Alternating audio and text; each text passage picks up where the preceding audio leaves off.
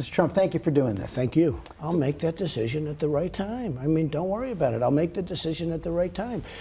But we have a rigged system. And I'll tell you how the system's rigged. It's rigged by the media because it's totally unfair and biased.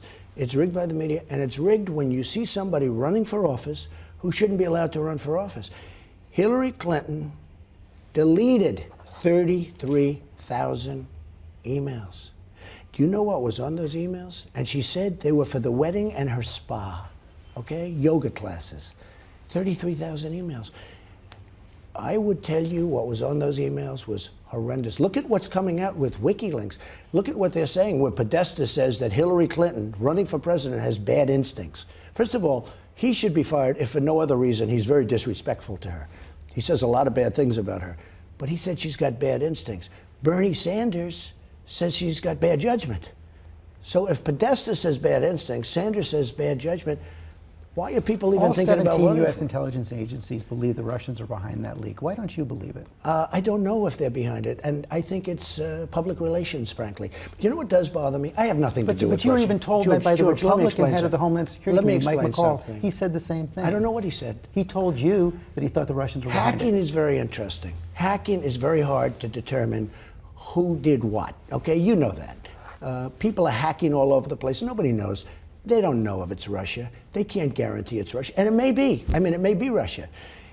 I have nothing to do with Russia. She likes to put the narrative about Donald Trump with Russia. I have nothing to do with Russia.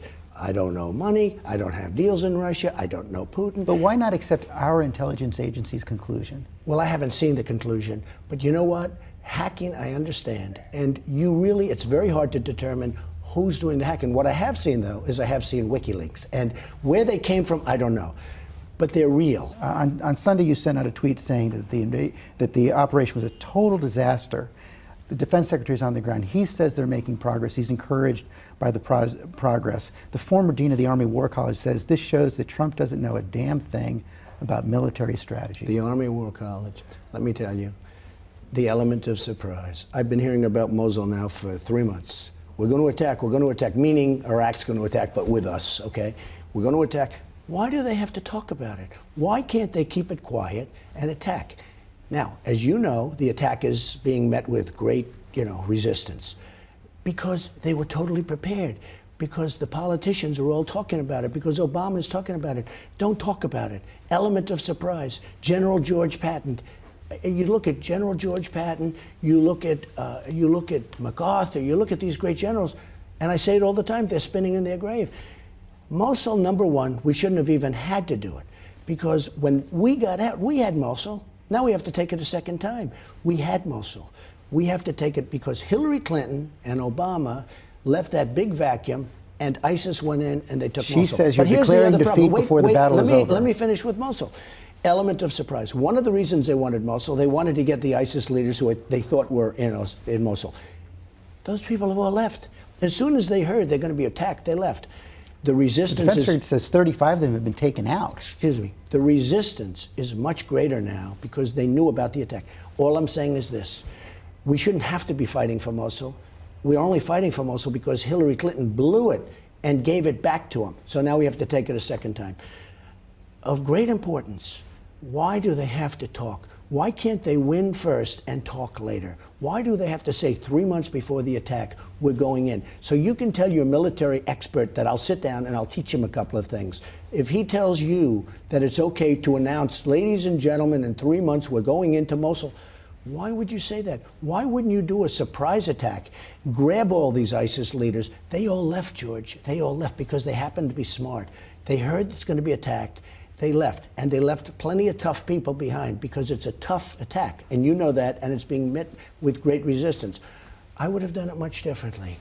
I would have said very quietly to my generals, go get him, don't Look talk. at the transition of power in Washington. Among the most powerful players, the president-elect's son-in-law, Jared Kushner, by Donald Trump's side at the White House yesterday. In deep talks with President Obama's chief of staff, you see them walking around the White House lawns yesterday. Tom Yamas is back with more on this. And Tom, you mentioned him as a possible chief of staff. This is a real behind-the-scenes force on Trump's team. So true, George. He's now the world's most powerful son-in-law. Jared Kushner, married to Ivanka Trump, and one of President-elect Donald Trump's closest advisors. As President Obama met with President-elect Trump in the Oval Office, Jared Kushner was photographed walking the halls of the White House with current Chief of Staff Dennis McDonough. And later, the two seen here on a stroll on the South Lawn. Inside the White House, Kushner soaking it all in, taking photos with his iPhone. You noted that Mr. Kushner was here and had an opportunity to visit with the Chief of Staff.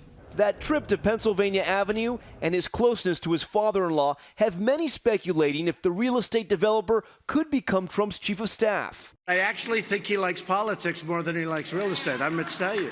And he's very good at politics, so. But Kushner, 35, already powerful in his own right, a Harvard grad, publisher of the New York Observer, and so rich he once tried to buy the Los Angeles Dodgers. He's the son of real estate executive and philanthropist Charles Kushner. In 2005, the elder Kushner pleaded guilty in federal court to 18 felonies, including making illegal campaign contributions and evading taxes.